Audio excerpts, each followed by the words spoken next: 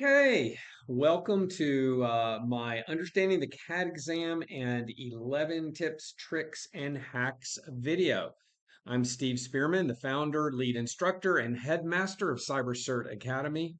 And basically, these two parts. We're going to talk about the CAT exam because there's a lot of misunderstanding from a lot of people about how the CAT exam works and how you need to how the CAT exam affects what you need to think about when you're taking the actual CISSP. And then I've got 11 tips, tricks, and hacks. These are surprisingly important. They're not just hacks for reasons that we'll get into in a minute.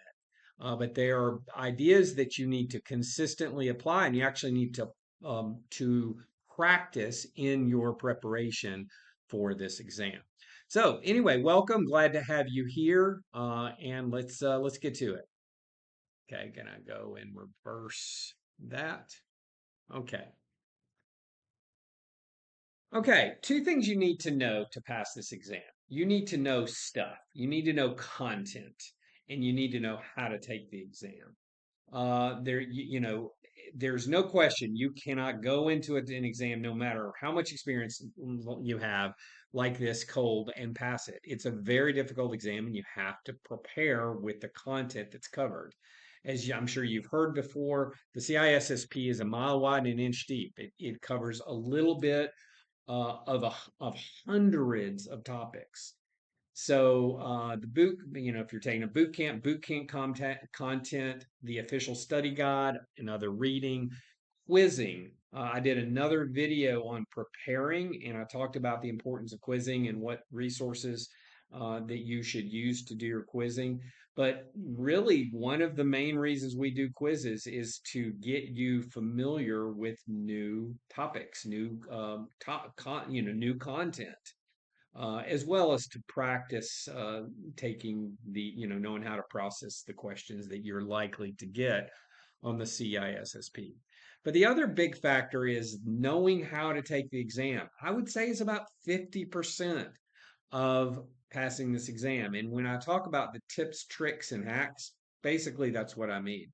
It's that is the part of this thing where it's like I'm going to be explaining to you the techniques that are needed to best master the exam. So, I can't give you all the content. No instructor can. You can't even cover all the content in a comprehensive way, even on self-study. It's just not possible. There's so much stuff that's available.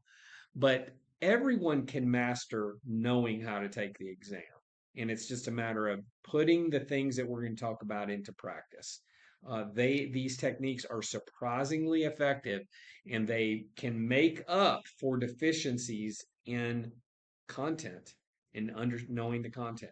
Okay, so content's important. You need to spend as much time learning the content as you can, but you also need to practice knowing how to take the exam. And that's what we're going to get into. So let's talk a little bit about the common body of knowledge. What is it? It is the official body of knowledge from which all exam questions should be derived. Now I have that in all caps because there's been some interesting articles from people that have done pretty detailed analysis of different sources of questions, like with the Wiley is an example. But presumably any question that you're going to experience in the exam should be in the CBK. So they change. It's the official body of knowledge, and it changes about every 3 years. It was revised in April 2018. It was revised again in May 2021, about 3 years ago. And then, of course, most of you are already aware that they did an update to this in April 2024. So the evolution that happens between changes to the CBK is pretty minor. It's an evolution that happens over time. So if you were to go back and look at the exam from 20 years ago, it would be a very different exam. But it's happening in these increments, so to speak. So the revisions generally involve incorporating new developments in information security. And You may be asking, well, like, how important is it that I need to go and get the absolute latest official study guide? And the answer is not as important as you might think. You can do very, very well using the ninth edition official study guide or the third edition official practice test. But if you're buying something new, yeah, by all means, get the newest edition. So.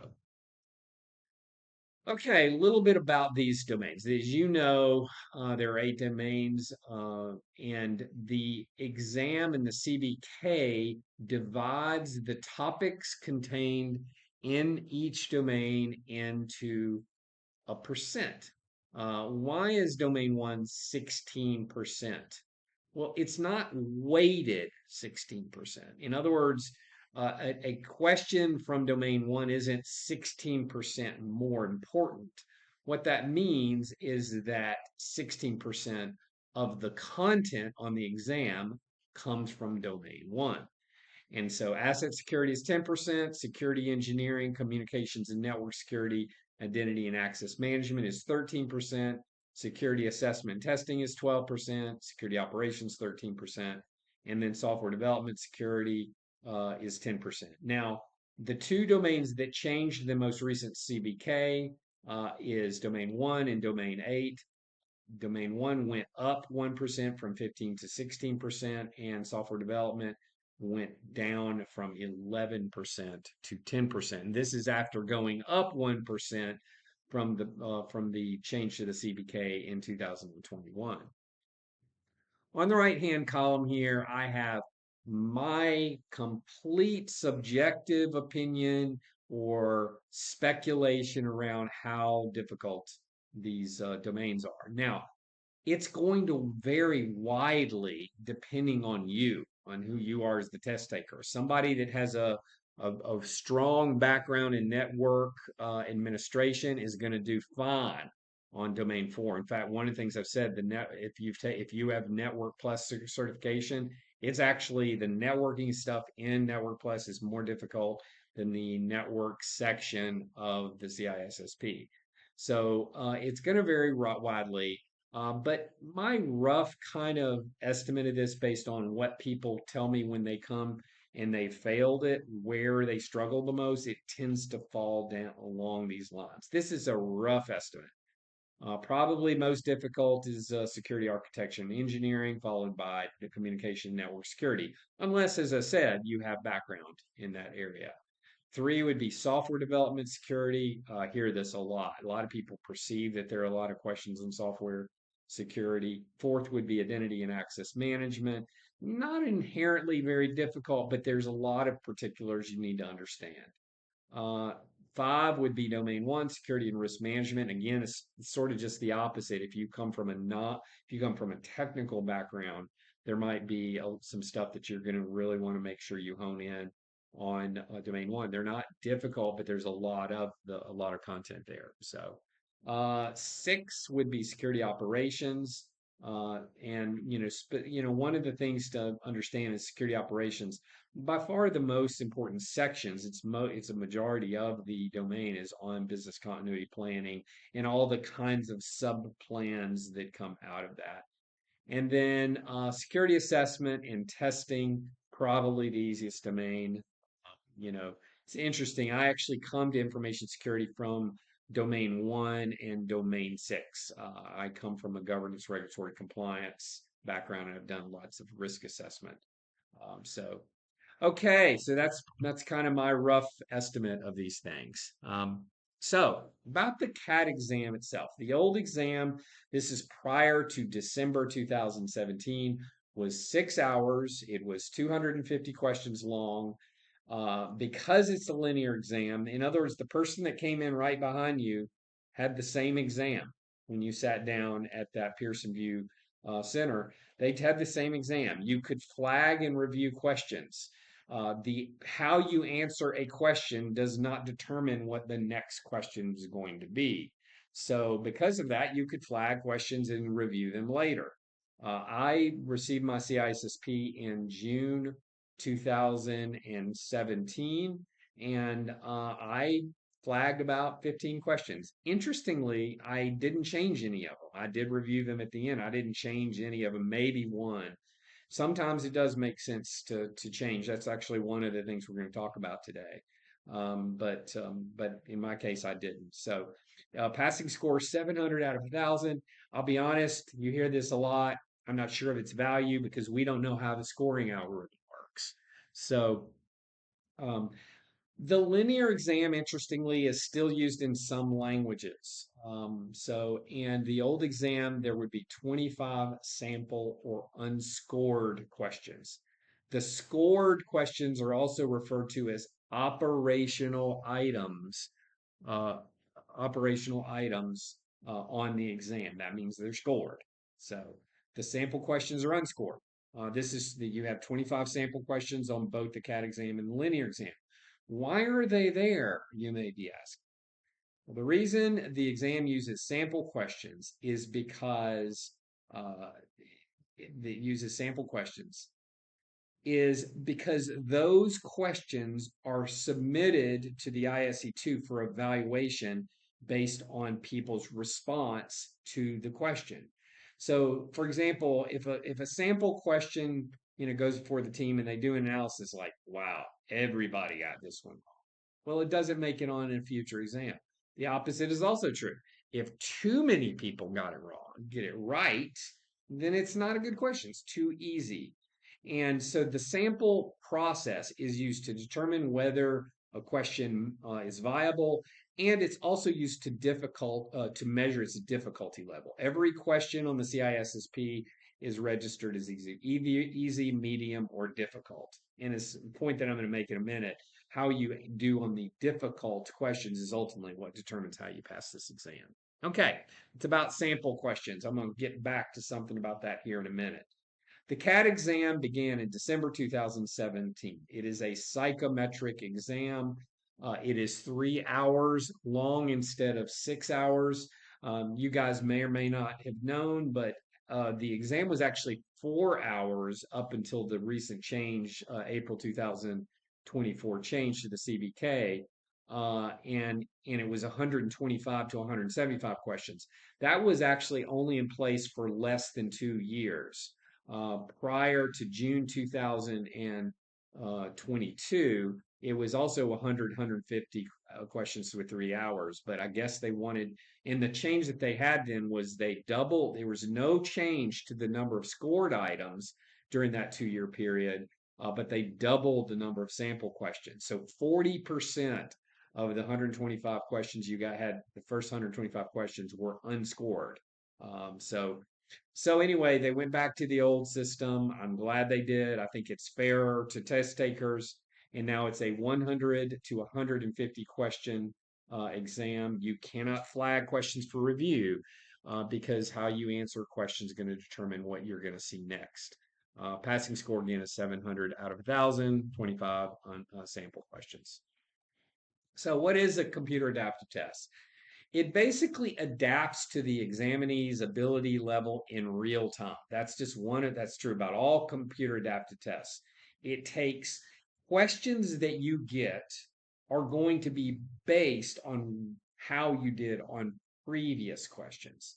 So, your ability can be determined using fewer questions.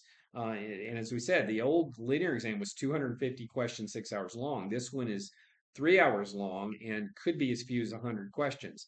And yet, most experts say that it's actually a more accurate way to determine mastery of the material. So you can determine the ability with fewer questions.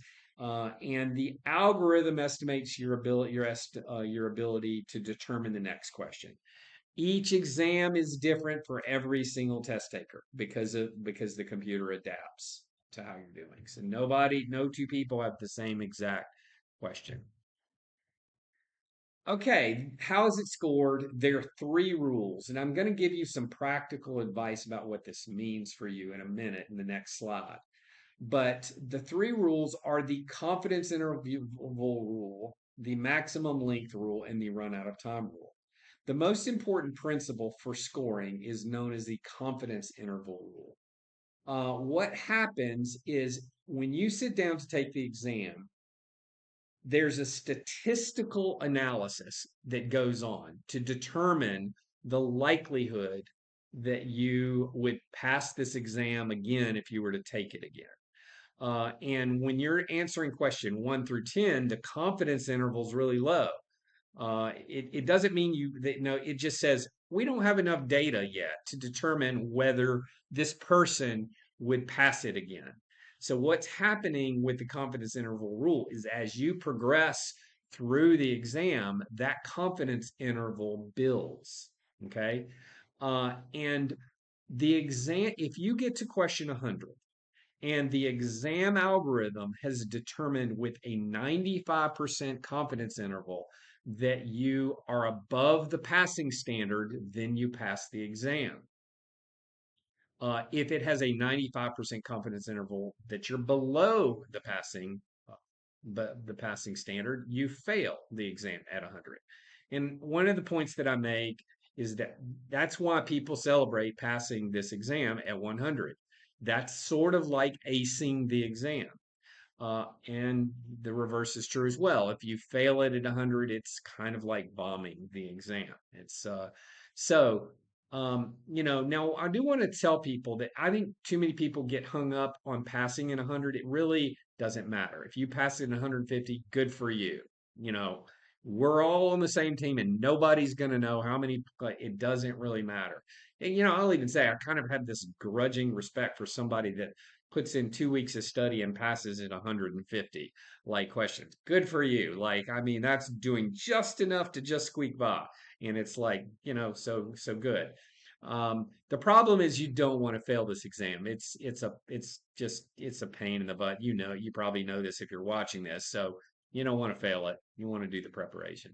So the confidence interval rule basically is if it's a 95% confidence interval that you're above the passing standard, that means statistically they believe that you would pass it if you were to take it out of 100 times, you'd pass it 95 times. That's what we mean. So now one thing to keep in mind is that the exam always only uses 75 of the last uses the last 75 operational items, in other words, scored items. And if it reaches a 95% confidence interval at 100, then all the scored items are included in that estimate, right? Because, that doesn't mean you got them all right. It just means that your confidence interval is determined by those 90, by 75 out of those 100 questions. If you get, let's say you don't pass it, let's say it passes you at 102, it uses the first two operational items that were on your exam are not included in the score because it's only doing the last 75 operational items. And that's true for 1, 2, and 3. It's always only calculating your pass and fail based on the last 75 operational items. Okay, rule number 2, the maximum length rule. If the exam reaches 150 items and without invoking the confidence interval rule, it just calculates the confidence interval based on the last 75 scored items, and then to determine whether you're at the passing standard or not. So, and then lastly is the run out of time rule. What happens if you get to question 135 and and then you run out of time? Then it's going to again use the last 75 operational items to determine your score. And if the confidence interval is at 95%, you pass. If it's not, then if it's below the standard, if it's below the standard, then you don't know. If you're below the standard, you fail. Now, here's what we don't know. What if you haven't reached 95%? Does that mean if it hasn't, there's got to be this gap, like between 95% pass, 95% fail. The truth is we don't know exactly the algorithm. They don't divulge the algorithm related to what happens in those cases. But the goal is to get into a 95% confidence interval. If you go all the way to 150, it's going to calculate that confidence interval using the last 75 operational items, and then, and then that's how it determines your pass and fail. There's a little bit of a mystery in that. We don't know exactly how it happens. Okay, what does it mean? What does this mean? So first of all, the CAT starts with medium difficulty questions. A lot of people think it starts with easy questions. It starts with medium difficulty questions. If you miss the medium difficulty questions, it then it downshifts and it starts giving you easy questions. And then you get those right, and it gives you some medium questions and hard questions. The reason an exam might go to 150 questions is because you're not getting as many of the easy, medium questions, which means that it's taking more time to get to the more difficult questions, which ultimately determine whether you pass. So the questions get harder or easy based on the previous questions. And it's the truth of the matter is that a person that fails at 100, that means that they're not getting a lot of the easy and medium questions correct. Um, so ultimately, your passing depends on how you do on hard questions.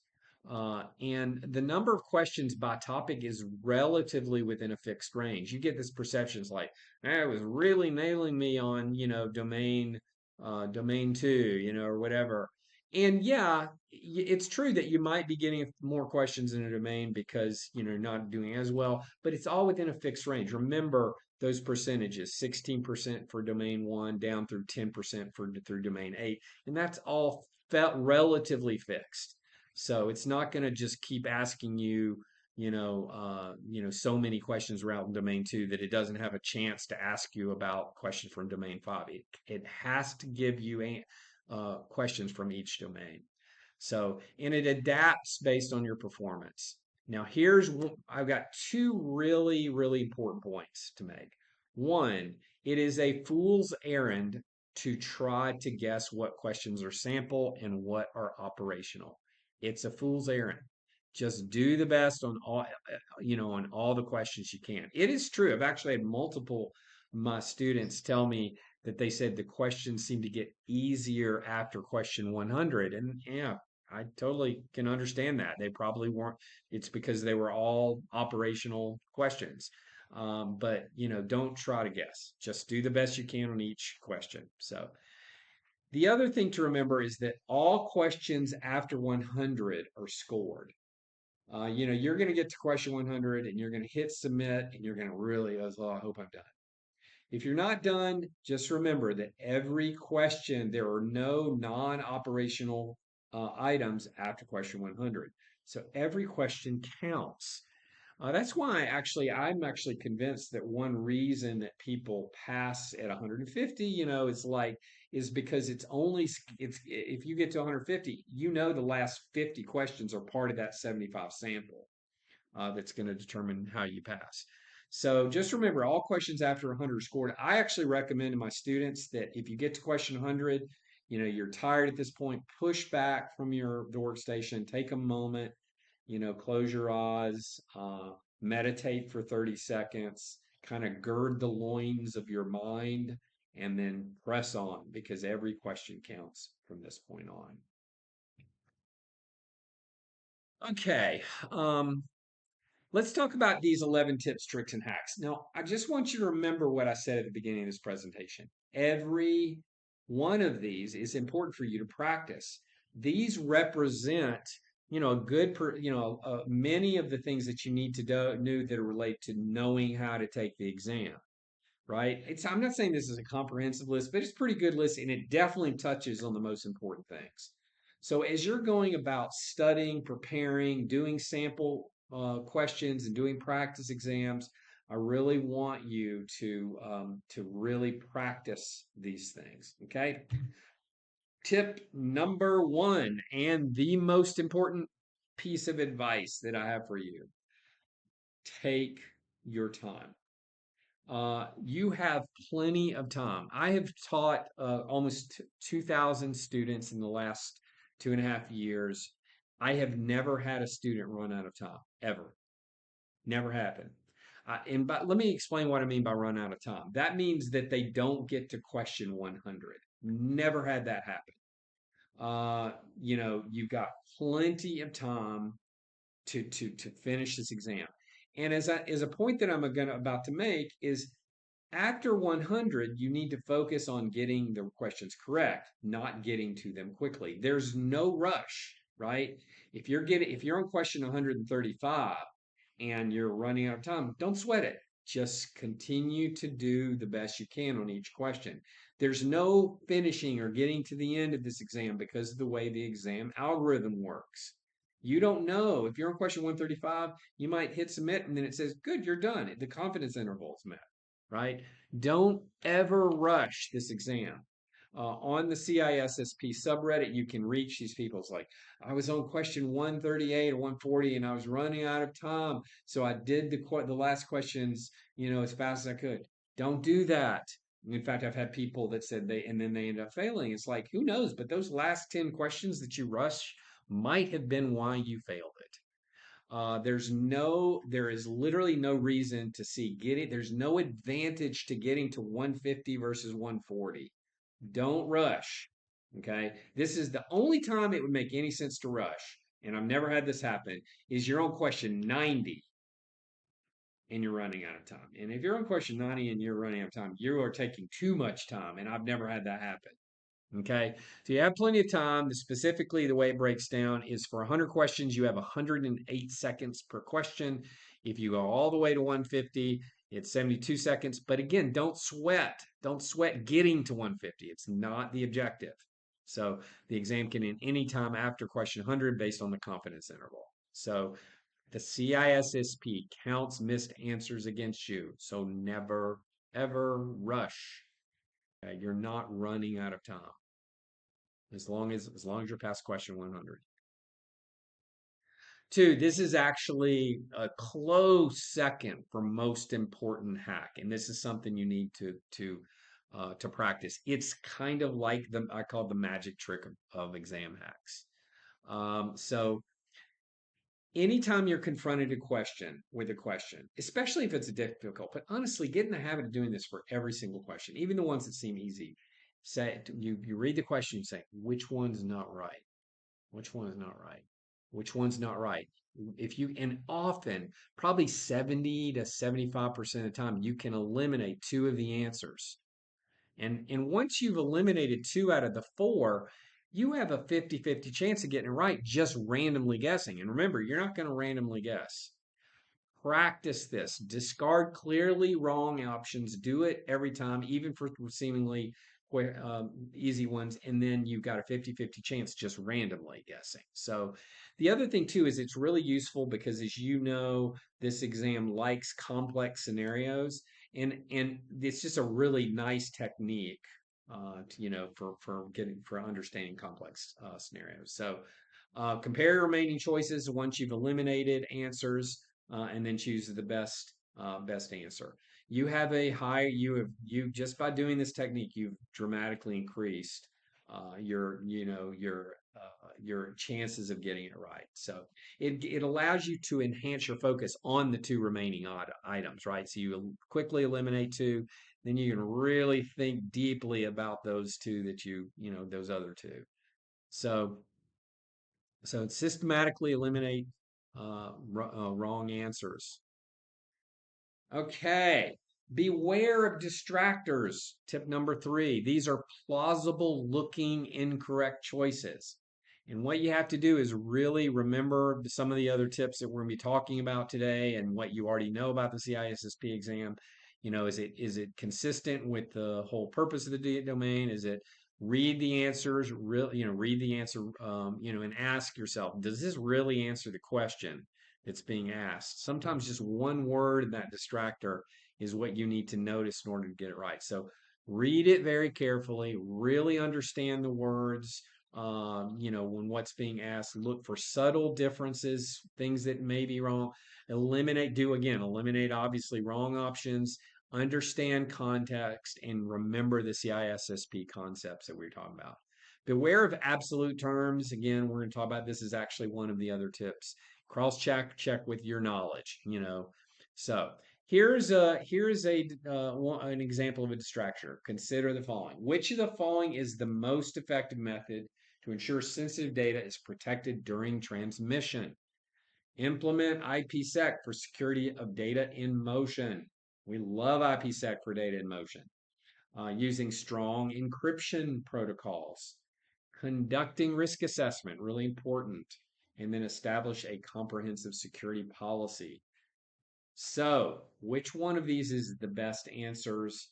And I think that, and I'm gonna give you a moment, just think about it. What do you think? Okay, here's the answer. A might seem like a reasonable answer. We like IPsec, it's a practice for protecting data. But the correct answer is use strong encryption protocols. The question itself doesn't, it just says data in transmission, but it may be talking about a website, which would be TLS instead of IPsec. It's A is a good answer. It's a distractor, but it's not the more general answer. And again, some questions really can be quite specific, and you want the specific answer, but this one's not one of those. It's more generic, and we know strong encryption is going to be a good general principle to drive how we're going to answer questions generally. So, it is a distractor because it focuses on a specific protocol rather than the broader principle. And it directly addresses the protection of sensitive data. So it answers the question correctly.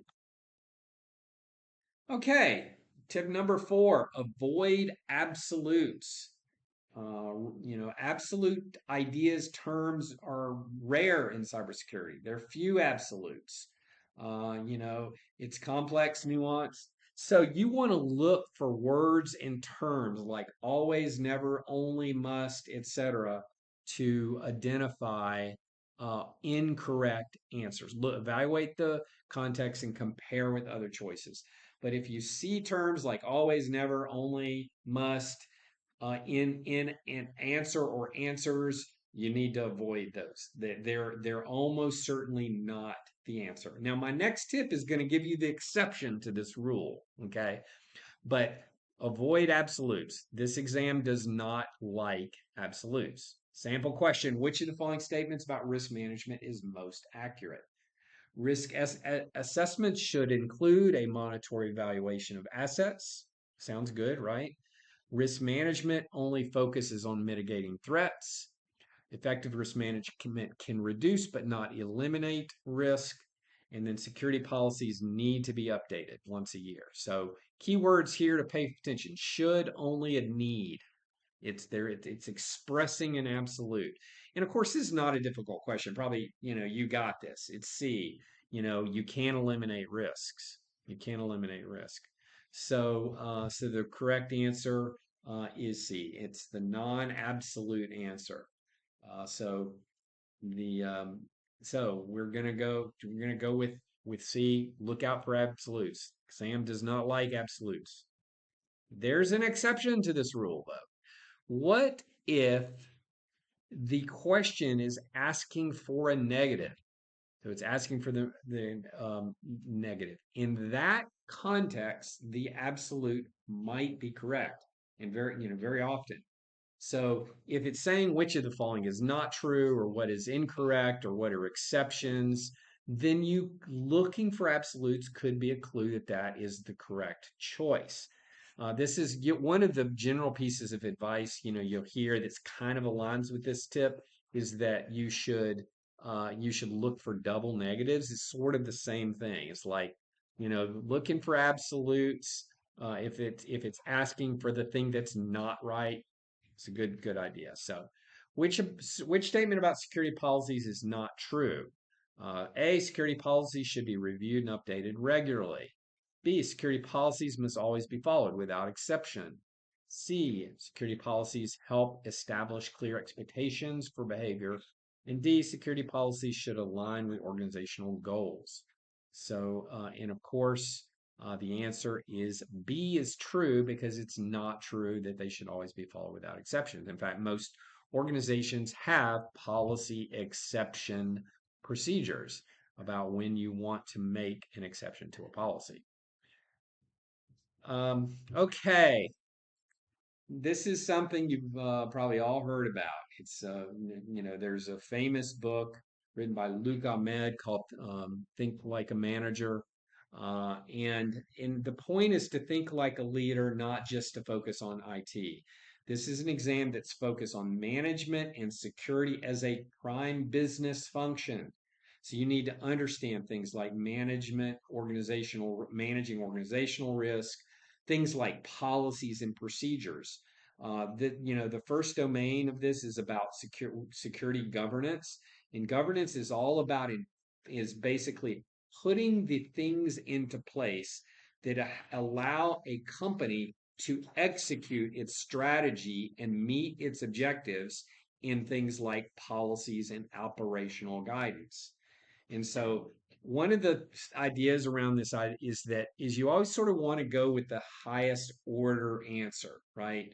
An example I've used is like if you have a choice, between an answer is multi-factor authentication or, update a policy, your answer is going to always be the highest order answer. That means to update the policy. Policy would be the right choice. Doesn't mean you'd never have a question where the answer might be multi-factor authentication. But if given a range of choices, you're going to want to go with the thing that's most representative of what the business needs requires at a high level. So, okay, your company is implementing a new ERP system. As the security manager, which actions should you prioritize? Implement strong encryption for data at rest and in transit. Conduct a thorough risk assessment and develop a risk mitigation plan. Purchase a cutting edge intrusion detection system to monitor system activities and ensure the physical security of the data center where the ERP system will be hosted. Now remember, all of these are good ideas, potentially, maybe not C, but they're probably a pretty good idea. But what's the highest order answer? What's the thing that's consistent with governance, management, etc.? And that's B. B is the best answer. It aligns with a manager mindset by prioritizing risk assessment and mitigation. So it essentially so many of these other things are going to be dependent on what the risk assessment shows.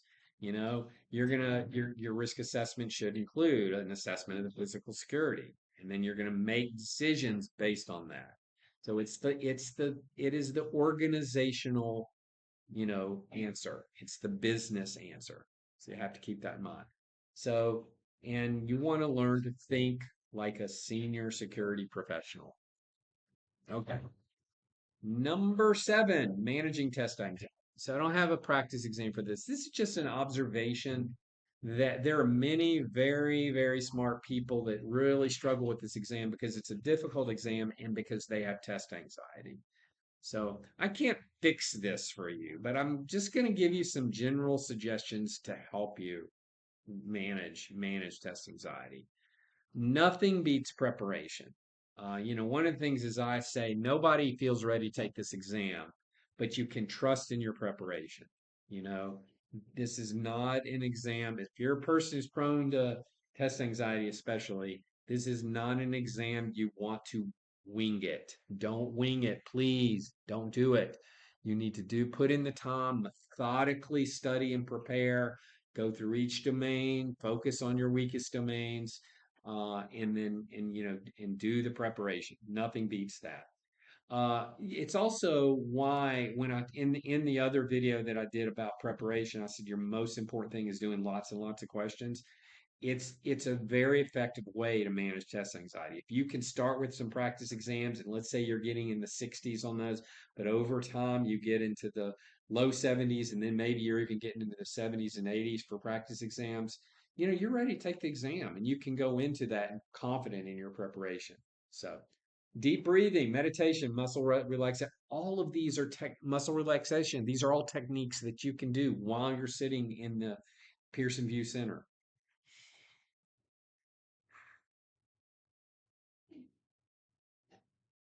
Meditate, get your mind centered, relax your muscles, do this and sort of think about coming loose.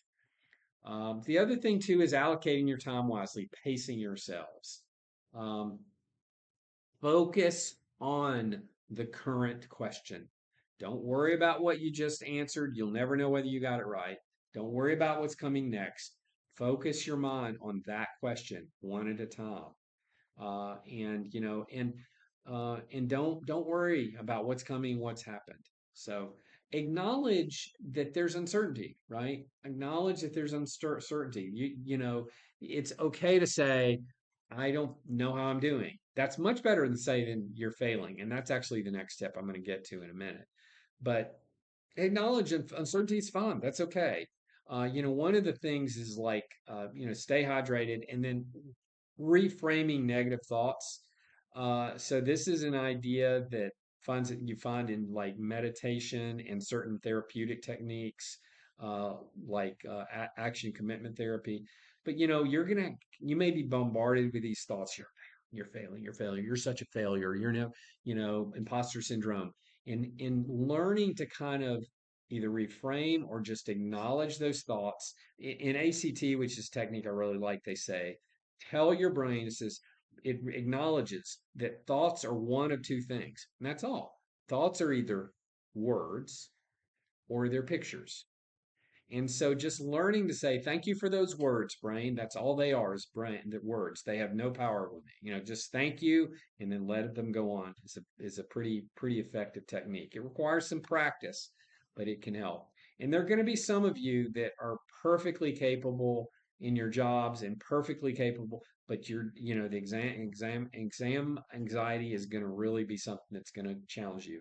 And you can do it. You really can. You can defeat this beast. Okay. It is very, very common when people are taking this exam for people to believe you're failing. And just use the techniques we just talked about. You are not failing. Both, especially people that go through my boot camp. I have a 92+% pass rate, and you know, and the I have 92, and you're not failing. And you know what? If you are, what good is it telling yourself you're failing? Just say, I want you to remember. I joke sometimes, remember this face, right? Here's me smiling really big.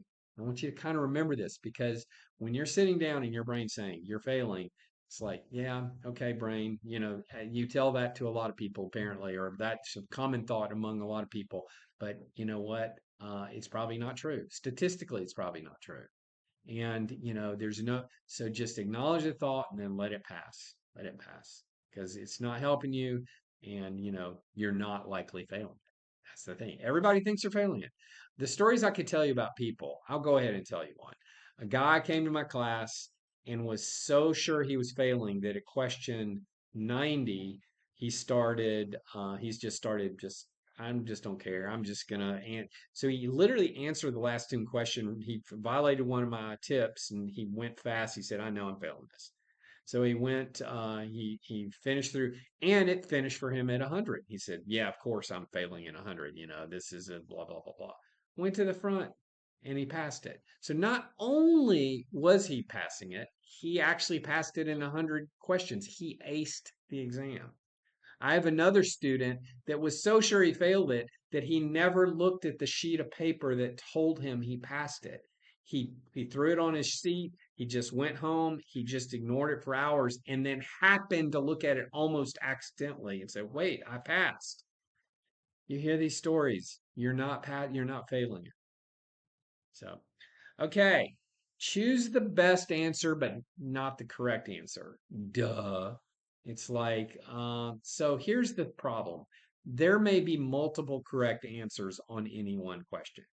So you have to find the question that best aligns with what the answer's really asking and keeping in mind the things like the manager mindset and strategic versus tactical and these other principles that we talked about. Okay. So here's a sample. Your organization is planning a new security initiative. What should be your first step? Deploy the latest firewall technologies, conduct a risk assessment to identify potential threats, implement a comprehensive security training program, and update all antivirus software across the organization. Now, here's what's interesting. All of those things are things you're going to want to do. They're all things you need to do, but only one can be first. And by the way, I have this little hack I use for when you have a question that's about first. It's saying which is your order, and I say eliminate and then order. So if this was a question where I might go and say, oh well, C and D are not applicable at all. A and B are both a part of the order, and then you just order those. So that's enough. But in this case, the best first answer, you may have realized risk assessment. Risk assessment is often the first thing, and it's also a management principle, it's a governance principle. So conducting risk assessment is the best answer. It aligns with the strategic and managerial objectives of the CISSP, and it involves the broad risk landscape and what everything else is going to flow from that. Okay, select the roll-up answer. This is common piece of advice. Select the answer that encompasses the other answers. Again, you may have 4 correct answers. So which one is right? You want it. So if there's one answer that encompasses all the others, it's likely the correct answer. So which of the following best describes the process in establishing a secure IPsec connection? So A, selecting the appropriate encryption algorithm for data protection, such as IDEA or AES. B, generating and sharing cryptographic keys for communication using the Internet Key Exchange protocol. C, selecting and deploying hashing, such as SHA-2 for data integrity. Or D, establishing a security association between the communicating parties. Okay. One of those encompasses the other 3, and that is D. The process, the security association is that process that negotiates encryption keys, negotiates hashing, the hash, and then negotiates key generation. That's what we mean by security association in information security. So the secure IPC connection includes selecting the algorithm, generating the cryptographic keys, and using hashing. So D is the answer. It's the roll-up answer. Okay, lastly is the power words. These are words that, if only contained in one of the answers, are most likely the correct answer. It's not 100%, but very often correct. Context matters a lot, so don't just assume the answer is right if you see one of these power words. But it matters a lot, and but 75-80% of the time, if you've got one answer and it contains one of these words, it's likely the right answer. So, okay, here are the power words. Business. Remember, this is a management exam. So business, organizational, organization, enterprise. It could be some other word that means business, but anything with business, business risk, business goals, business. I like business. Risk. It is a risk management exam. It's focused on managing threats and the probability of threats and vulnerabilities, exploiting a vulnerability and having an impact. It's all about risk. During as you study, understanding the definition of risk is really important. I'll give it to you now. Risk is the likelihood that a threat will exploit a vulnerability and the impact that occurs, the level of impact that occurs. So it's in the definition of risk contains the element of likelihood, impact, threat, and vulnerability. That's where it's risk is a power word. Change management. Another instructor that's a friend of mine says change management is the golden word or the platinum word. It's always the right answer. Now, I don't like absolutes, and I've also had seen sample questions where change management was one of the answers and wasn't the correct answer. But it is right an awful lot of times. It really is. Golden. The change management, very, very often the answer. Classification is, again, it's the concept of properly determining the risks associated with a set of information. So you have classification of systems, classification of data. And so, in fact, categorization and classification are often used synonymously, but categorization generally applies to systems, and classification typically applies to data. So classifying your data is a fundamental principle of information security. You don't know what controls to put into place to a set of data without knowing how it's classified, how sensitive and critical it is. Okay, documentation. Documentation is important for two things. It's important in software. So you need to document your software, and documentation for software is actually often done in the code itself. So documentation there. And it's also really important for compliance purposes. Document your compliance, put into place a compliance practice and then, you know, and then document that you did it. I've spent a lot of time in compliance, and I said, as far as an auditor is concerned, if it's not documented, it didn't happen, even if it happened. And then accountability. This applies to the AAA, which is authentication, authorization, and accounting. Accountability. It's synonymous also with the term audit. Logs and audits are all about accountability, is knowing who did what when, so you can enforce policy, discipline an employee, etc. Accountability.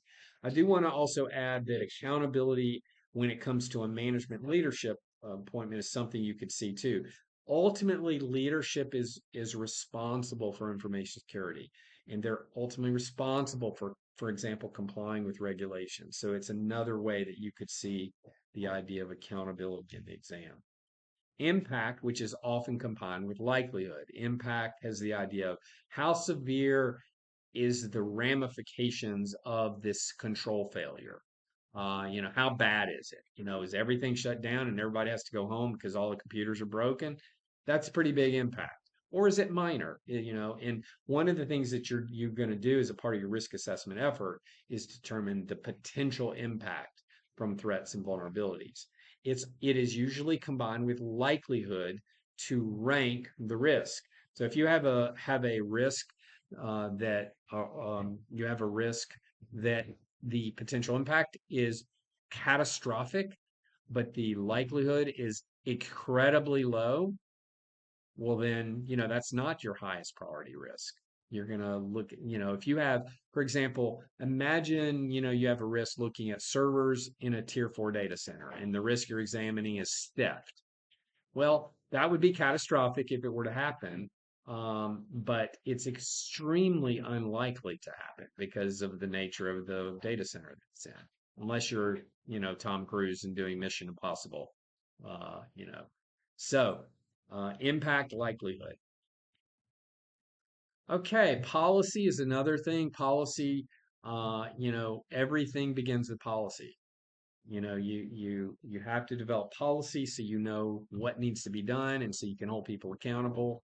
Policy is all about determining what the company needs to do in order to fulfill its mission and strategy. Risk assessment is often one of the first things you have to do. Like I've done hundreds of risk assessment with my experience, and I say, without risk assessment, you're just guessing. It should be, I like to say that it should float to the top of your tool chest. You should frequently be saying, let's do a risk assessment. Because if you don't do risk assessment, you don't know what your risks are. And that's why it's the methodical process of understanding what your risks are. I like to compare it to having a home inspection, right? Somebody comes in and they look at the things that you just have learned to ignore over the years. So it's like risk assessment is using a methodical, thought through, proven process to understand what your risks are so you can take appropriate actions. Okay, I do want everybody to know you can get 30 days of tips, tricks, and hacks. It has a lot of these same tips. It also has some other tools, like I have a map of the official study guide to domain map in there. I have a template for a study plan. So I want to just suggest to everybody that you go here to this location and check it out. Yeah, I would love for you to sign up so we can get those resources to you. Thank you for your time.